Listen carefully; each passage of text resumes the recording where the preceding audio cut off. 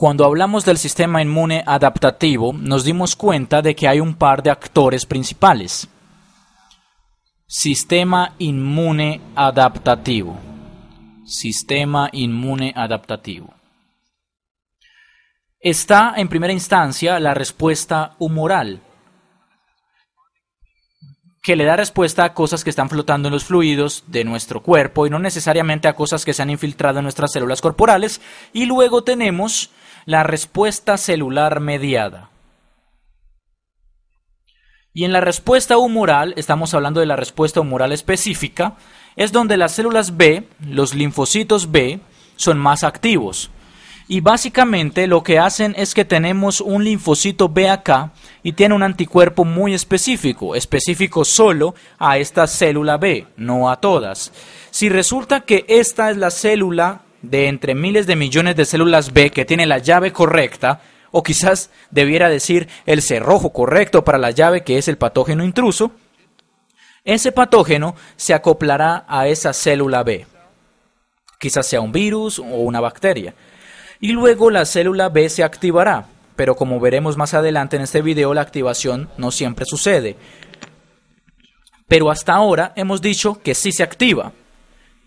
Se convierte en células B de memoria, que son básicamente múltiples versiones de esta célula B original que dicen, hagamos múltiples versiones de esto, porque tiende a reconocer a este virus. Así que en el futuro, si cogemos este virus, esas versiones múltiples.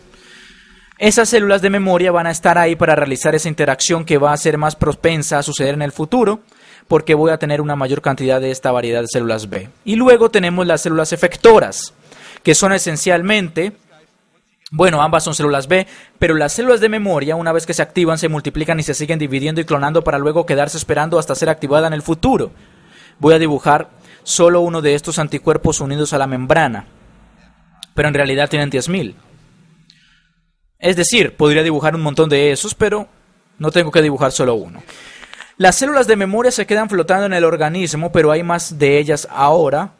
Así que cuando en el futuro cojamos este virus de nuevo, esta interacción sucederá mucho más rápido, por lo que se van a activar más rápido. Por otro lado, las células B efectoras básicamente se convierten en fábricas de anticuerpos. Este anticuerpo entra y dice, déjeme producir. Ya me activaron, déjeme producir muchas más versiones de ese mismo anticuerpo. Y se van liberando. Dibujé eso un poco mal. Entonces, ese mismo anticuerpo se va liberando para ir a deshabilitar o marcar antígenos. Y no cualquier antígeno. Este antígeno de acá.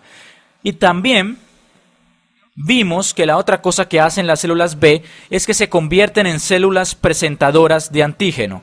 Y lo que hace eso es que al reconocer a este antígeno, una vez que ha tenido la interacción con el antígeno, que encaja con la porción variable de su anticuerpo unido a la membrana, ocurre la endocitosis. Lo absorbe a su interior. La membrana juega un papel en eso para que lo absorba, lo procese y presente una pieza de ese anticuerpo en una molécula CMH2. Lo estudiamos en el video anterior. Entonces lo procesa y presenta una pieza de esto justo ahí y es por eso que les llamamos células presentadoras de antígeno. Ahora, en este video vamos a hablar sobre por qué siquiera tenemos esas moléculas CMH2. ¿A qué le estamos presentando los antígenos? Vamos a empezar por hablar del sistema inmune mediado de hecho, más que el mediado por células, vamos a hablar de las células T. Y en el primer video les dije que se llaman células T porque maduran en el timo. Maduran en el timo. Existen dos tipos de células T y es muy confuso porque tenemos las células B y células T. Pero luego tenemos dos tipos de células T. Tenemos las células T ayudadoras o colaboradoras. La mayoría de la gente escribe una T con una H minúscula por la palabra en inglés. Y tenemos las células T citotóxicas o las células T que matan otras células. Y esas son T con una C pequeña abajo. Ahora, para que tengan un entendimiento general claro de qué hace qué cosa, cuando se activan las células B, se generan anticuerpos. Ese es el mejor resumen de lo que hace una célula B activada. Genera anticuerpos. Y esos anticuerpos se acoplan a virus, bacterias y otros tipos de patógenos y los deshabilita al marcarlos para que un macrófago pueda ir y comérselo o al lanzar todos esos anticuerpos a la superficie del patógeno en cuestión. Puede que lo deshabilite o que haga que se junte con otros patógenos para que sea más fácil para los macrófagos recogerlos, pero este método es efectivo solo para las cosas que están flotando en los fluidos. Los anticuerpos que flotan en los fluidos son efectivos solamente para cosas que también están flotando. Las células T citotóxicas, de las que hablaré más en detalle en otro video, atacan a células que se han infiltrado. Entonces, estas atacan y matan a células infiltradas. Células infiltradas. Y cuando digo infiltradas, podría referirme a una célula invadida por un virus o una bacteria. Y cuando digo infiltrada, no significa necesariamente que sea algo del exterior. Podría incluso ser una célula cancerosa, la cual es detectada como anormal, por lo que las células T citotóxicas tratarán de eliminarla. Pero me quiero enfocar en, de los tres tipos de linfocitos, recuerden que todo lo que hemos hablado hasta ahora es sobre leucocitos, células blancas, pero los linfocitos son un subconjunto de esas células blancas y estos tres son linfocitos. Y se llaman así porque iniciaron su desarrollo en la médula ósea. Entonces, estas células y estas células hacen cosas. Estas generan anticuerpos que se acoplan a los patógenos que flotan en los fluidos y este directamente ataca a células que están dañadas de algún modo. Puede que las hayan infiltrado, que sean anormales o que sean cancerosas, cualquiera. Y voy a hacer un video sobre eso, pero queda una pregunta muy obvia. ¿Qué hacen esas células? ¿Qué hacen las células T ayudadoras? Si no interactúa directamente con los patógenos ni produce cosas que interactúen con los patógenos. O si ellas mismas no van y matan células. Y la respuesta es que células T ayudadoras son como la alarma del sistema inmune. Y en cierto grado son las más importantes. Muy bien, en el video anterior ya hablamos de las células presentadoras de antígeno. Que cuando una célula macrófaga o dendrítica absorbe cosas, las procesa y las presenta en su superficie en forma de esas proteínas CMH2 o con la ayuda de estos complejos o moléculas CMH2. De la misma manera de las células B. Las células B son más específicas. Ahora, una vez que son presentadas, las células T colaboradoras pueden entrar en juego. Entonces, esta es una. Voy a dibujar una célula dendrítica. Y estoy haciendo las células dendríticas a propósito porque estas células son de hecho las mejores en activar las células T colaboradoras. Dentro de un momento vamos a hablar de lo que sucede cuando se activa una de estas células. Muy bien. Digamos que acá tengo una célula dendrítica. Se llama así porque tiene dendritas. Ahí la tenemos, es un fagocito. Y digamos que ya consumió algún tipo de bacteria o virus. Lo procesó y ahora está presentando las partes de este virus o bacteria en el CMH2. En el CMH2. Es su forma de decir que encontró algo sospechoso flotando en los tejidos del cuerpo y que quizás sea buena idea que alguien dé la alarma. Quizás esto es parte de algo más grande y puede que sea buena idea activar la alarma. Eso es lo que las células T colaboradoras hacen. Digamos que este amigo lo presentó. Dice, encontré esta cosa, la maté, acá hay una parte de ella. Las células T colaboradoras tienen un receptor en ellas. Digamos que esta es la célula T colaboradora y tiene un receptor de linfocitos T. El que se acopla con, y quiero ser muy específico con esto, este es el receptor de linfocitos T. Es como una proteína. Pero tal como los anticuerpos unidos a la membrana de las células B, de las que cada célula B o casi todas tienen una diferente versión, un cambio variable. Las células T colaboradoras también comparten esta característica. Al igual que las células B, esto tiene variaciones en el lugar de acople. Así que esto de aquí va a ser variable de una célula T colaboradora a otra. Por ejemplo, puede que tenga una acá que también tenga el receptor de linfocitos T. Pero la porción variable de esta es diferente a la de esa otra. por lo que esta célula T colaboradora no se acoplará con esta célula dendrítica o el complejo CMH2 de esta célula dendrítica. Solo esta lo hará. Y el mecanismo de cómo se consigue esa variación es muy similar al mecanismo de cómo obtenemos variación en los anticuerpos y en las células B.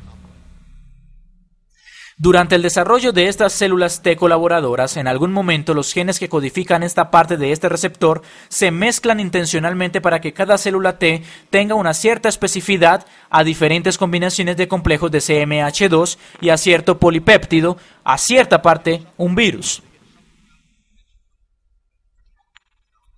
Por lo que solo esta se va a activar, no esta otra. Es por eso que le llamamos sistema inmune específico. Ahora nos preguntamos qué hacen las células T colaboradoras en este punto.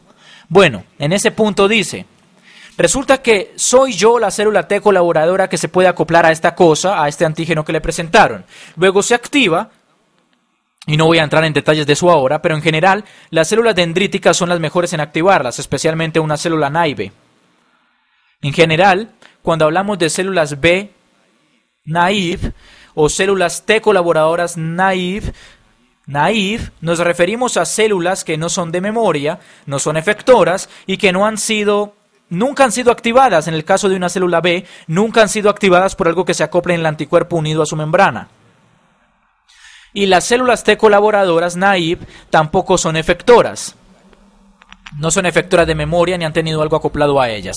Por lo que si este amigo es naive y finalmente tiene una reacción con esta célula presentadora de antígeno, ya no será una célula naive. Se activará y cuando pasa eso suceden dos cosas. Como en el caso de las células B, hace muchas copias de sí misma y algunas de esas copias se diferenciarán y se convertirán en células efectoras. Y efectora simplemente significa que hace algo en vez de quedarse flotando. Y otra porción de las copias se convertirá en células T colaboradoras de memoria, luego de ser activadas. Y ahora, las células T colaboradoras de memoria, tal como las células B de memoria, ahora tenemos más copias de esto, así que si en 10 años más pasa algo parecido, esta interacción va a tener más probabilidades de suceder porque estas amigas tienen los mismos receptores que sus padres. Simplemente las células T de memoria e incluso las células B de memoria duran más tiempo. No se eliminan. Duran por años y años, por lo que si en 10 años más pasa algo parecido, vamos a tener más de estas células en nuestro cuerpo para que detecten al virus y den alarma. Estas también van a tener la misma cadena justo ahí. La misma cadena. Perfecto. Entonces tenemos las células de memoria que se van a quedar en mi cuerpo para que este proceso pueda ocurrir en el futuro, pero todavía no respondo la pregunta. ¿Qué hacen las células T efectoras? Lo que hacen esas células es hacer sonar la alarma. Acá tenemos una célula T efectora que ha sido activada. Recuerden que estas son muy particulares, solo esta versión de células T. Pero una vez que se activa, produce muchas copias de sí misma porque dice, estoy respondiendo a un tipo particular de patógeno. Entonces, esta es una célula T colaboradora efectora. Y lo que hacen es empezar a liberar estas moléculas llamadas citocinas. Hay muchos tipos de citocinas y no voy a entrar en detalle ahora, pero lo que hacen es básicamente hacer sonar la alarma, citocinas. Entonces, si hay otras células linfáticas o células inmunológicas activadas, cuando las citocinas entren a esas células, recuerden que las citocinas son solo proteínas, cuando las citocinas entran, o los polipéptidos, cuando entran a esas células, hacen que comiencen a funcionar. Hace que se multipliquen más a menudo o que se vuelvan más activas en su respuesta inmune. Así que lo que hace esto, podemos imaginarnos a estas citocinas como campanas de alarma químicas o campanas de alarma peptídicas que les dicen a los demás que se pongan a trabajar. Ese es su rol Y como pueden ver, es como muy importante que le dirá a las células T citotóxicas que se pongan a trabajar. De esas no hemos hablado todavía. Y les diré a las células B que se sigan multiplicando. Entonces, cuando una célula B recibe, esta es una célula B, y cuando recibe algunas de estas citocinas, que quizás vienen de una célula T colaboradora, le dirá que se divida más a menudo solamente si ya ha sido activada. Y ya vamos a ver por qué tiene que ser este el caso, porque no queremos que todas las células B se activen. Y la otra cosa que hacen las células T efectoras, en el video sobre células B, dije que si tengo una célula B que tiene un anticuerpo unido a su membrana, su anticuerpo unido a la membrana, y recuerden que esta es una versión particular, tiene su cadena variable justo aquí, y esto se acopla a un patógeno. Esto se acopla a un patógeno, quizás sea un virus. Hasta ahora he dicho que esta célula se activa y una vez que se acopla el patógeno lo va a absorber, lo va a procesar y va a poner parte de ese patógeno en una molécula CMH2. Y dijimos CMH2 y dijimos que luego se activa y produce copias de sí misma que se diferencian en células de memoria y células B efectoras, pero eso no es del todo cierto. Este primer paso sí sucede. Estos dos sí se acoplan y resulta que esta célula B era específica para el virus. Corta el virus, lo procesa, pone una parte de ese virus en su superficie y presenta partes del antígeno. Pero en la mayoría de los casos, esta célula B no se activa todavía. Se podría decir que está en un estado de reposo, lista para ser activada, pero que todavía no se multiplica ni se diferencia entre células efectoras y de memoria. Y para que suceda eso, una célula T colaboradora activada, que también es específica para este virus, así que se pueden imaginar que en algún otro lugar una célula dendrítica se comió a este virus, por lo que este mismo virus, esta misma especie de virus, es devorada por una célula dendrítica. La que se lo come, lo procesa y lo presenta. Es una célula presentadora de antígeno, lo hace de esta forma. Luego esto activará una célula T muy específica, quizás sea esa. Entonces, una célula T muy específica va a venir y interactúa con esta. No cualquier célula T, la que tiene la porción variable correcta. Pensemos un poco en lo que está pasando. La porción variable de esta célula T se conecta a esta parte del virus, además de la molécula CMH2. Pero, en realidad, está reaccionando al mismo virus. Puede que sea una parte diferente. Este pedazo pequeño que fue procesado quizás está en alguna parte dentro del virus, mientras que el epítopo para la célula B puede que esté en algún lugar del exterior del virus, pero ambos son específicos al mismo virus. Entonces, una vez que esta célula se activa y empieza a producir células efectoras y de memoria, se necesitan una de esas células efectoras específicas a este virus para que se acoplen con esta célula. Entonces, este amigo puede venir, moverse por acá y finalmente llegará a este lugar y como pueden ver también es específico al mismo virus.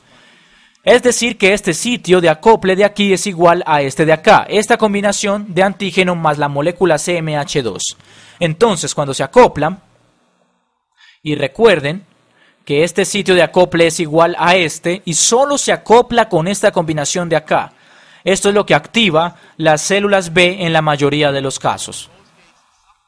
Esto se llama activación dependiente de células T. ¿Qué es lo que sucede normalmente? Algunas veces solo se necesita el primer paso, pero en general se necesita el primer paso y luego que una célula T venga y la active y solo en ese momento se activará la célula B para que se multiplique, divida y se diferencie para producir células efectoras que a su vez crearán un montón de anticuerpos. Y con esto surge otra pregunta. ¿Por qué los sistemas biológicos, por qué tenemos este sistema doble? Yo creo que es un mecanismo a prueba de fallos. Si cada vez que un virus entrara a mi cuerpo y tomara alguna célula, esa célula se volviera loca y empezaría a crear anticuerpos contra ese virus. Pero con eso existe la posibilidad de que quizás después del desarrollo, esta cadena de acá, o sus genes para generar esas cadenas se vuelvan específicos, pero no para patógenos externos. Quizás se vuelvan específicos para moléculas propias que se producen de forma natural en nuestro cuerpo. Es una mutación aleatoria, pero si sucediera eso, esos anticuerpos empezarían a atacar moléculas propias de nuestro cuerpo y eso podría doler mucho. Eso es lo que provoca enfermedades autoinmunes, enfermedades en las que nuestro propio sistema inmune se activa contra nosotros mismos. Pero si tenemos este sistema de doble control, donde tiene que pasar esto, las posibilidades de que estos dos elementos se vuelvan específicos a moléculas propias luego de su etapa de desarrollo es mucho menor. Así que, de cierto modo, impide que estas células se vuelvan locas, incluso si tienen algún tipo de mutación. Muy bien, espero que eso explique un poco qué hacen las células T. Hablaremos más sobre este tema. Sé que puede parecer demasiado complicado. En el siguiente video estudiaremos las células T citotóxicas.